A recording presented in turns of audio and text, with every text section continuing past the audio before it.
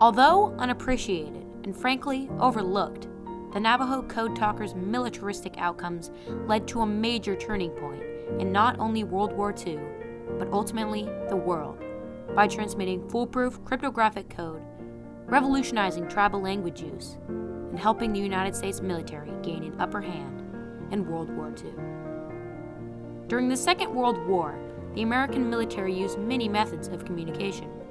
Short-range, covert operations often made use of field telegraphs, signal flags, carrier pigeons, and even whistles or hand signals.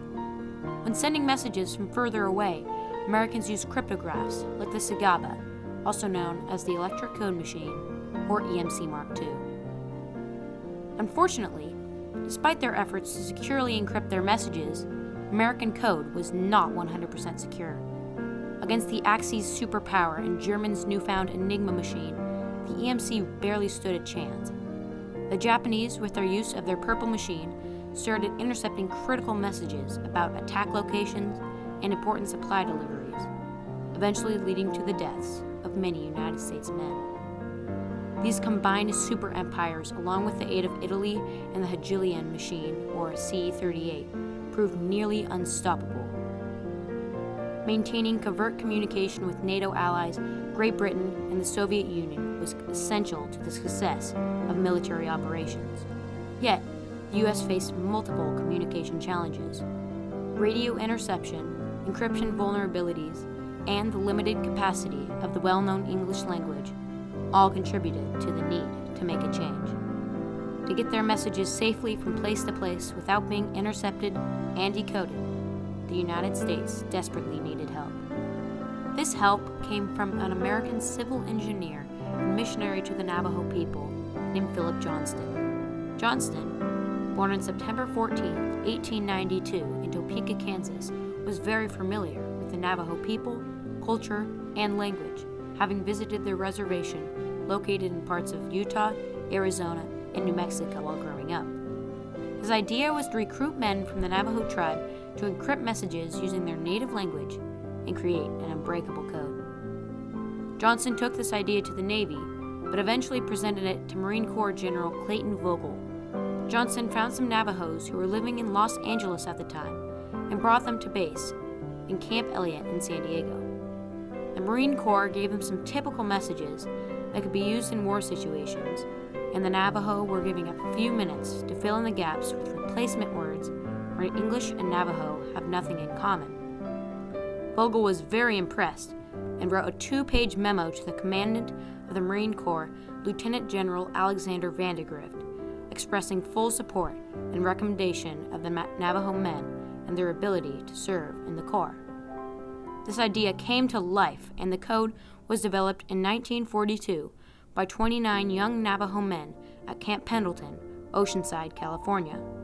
It grew into a formalized plan used by the United States military, and the men later became known as the Navajo Code Talkers. The code originally consisted of 211 words, but was later added 200 more to expand the capabilities of military operation.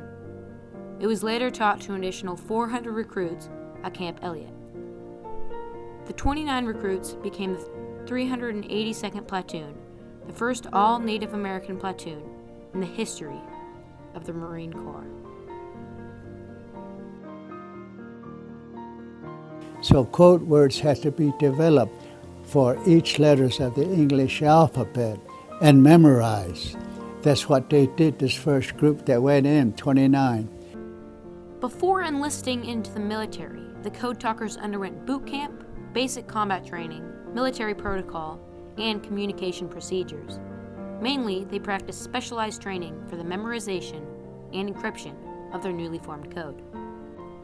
Using the standard code encryption process the U.S. had set up, a message might take 30 minutes to be encrypted and sent. That same message, when translated to Navajo, would take a mere 20 seconds. Code talker Peter MacDonald reflected on the vital importance of the code in a memoir that he wrote after the war. MacDonald writes, "The code was our secret weapon. We knew that our messages were reaching our troops without being intercepted. Lives depended on it. Jester Nez also noted the critical effectiveness of this brilliant cipher, reporting in an interview, "The Japanese did everything in their power to break the code, but they never did." These statements really highlight the importance of the Code Talkers' work and how much the United States desperately depended on the code to securely and effectively communicate during the war. Every letter of the English alphabet correlates to 3 Navajo words. The Code Talkers would differentiate between the words by using the Navajo translation. Like the letter A. Code word for the letter A is Belasana. Belasana in Navajo means apple, something you eat. So again, out in the field, when the code word comes through, it says Belasana, we write down the letter A.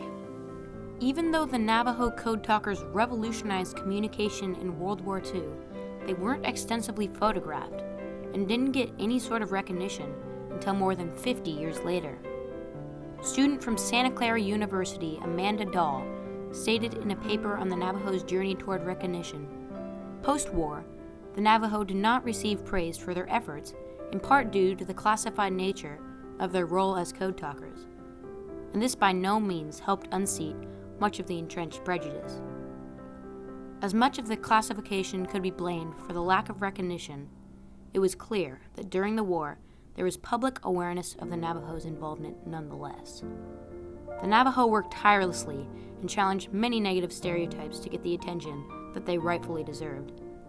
In 2000, their struggles finally paid off, and the Navajo Code Talkers received recognition for their dedication and patriotism, as well as congressional gold and silver medals. 14 years later, after many more legal battles and hardships, the Navajo Nation as a whole was compensated with $544 million from the U.S. government. Dahl wrote in her closing remarks, "Although their role in the war was secret outside of the military, other soldiers came to respect the Navajo Code Talkers for their skill, and within the American public, the Navajo received recognition for their other contributions to the war effort at home and abroad." Through this struggle, the Navajo opened new doors for more recognition down the road in America and even the Pacific Northwest today. About 1 month ago, historian and daughter of one of the original 29, Zani Gorman, shared the incredible story of how the Navajo Code Talkers changed World War II at a town hall event in Yakima, getting spotlighted in the Spokesman Review the very next day. This is just one of the countless articles highlighting the Code Talkers being recognized and celebrated, but I believe it's still not enough, given everything that they accomplished for America in World War II. The Code not only helped the U.S. and allies win World War II, but it also gained new respect for the Navajo people. The success of the Code Talkers and their use of the Navajo language, which at that time was a despised and outlawed tongue, gave a sense of pride and empowerment to the Navajo community. This meant a lot to the people because they had faced challenges from mass humiliation policies, economic difficulties, discrimination and marginalization, and lack of recognition in the past.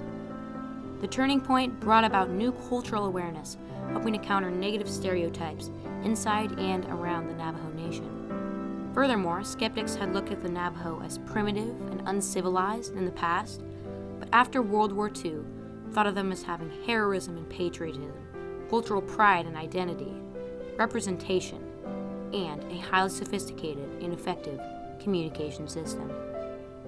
This raised both morale and public relations for the community and sparked inspiration for similar initiative in other indigenous people groups today. The Navajo Code Talkers revolutionized communication throughout the Pacific Theater by creating an impenetrable new code previously unheard of by the public. Even if not by force, these men changed the course of World War II and brought the American military to new heights of communication and encryption security. There is no doubt that the Code Talkers contributed heavily to our freedom, country, and liberty. Don't forget your freedom. Don't forget the Navajo.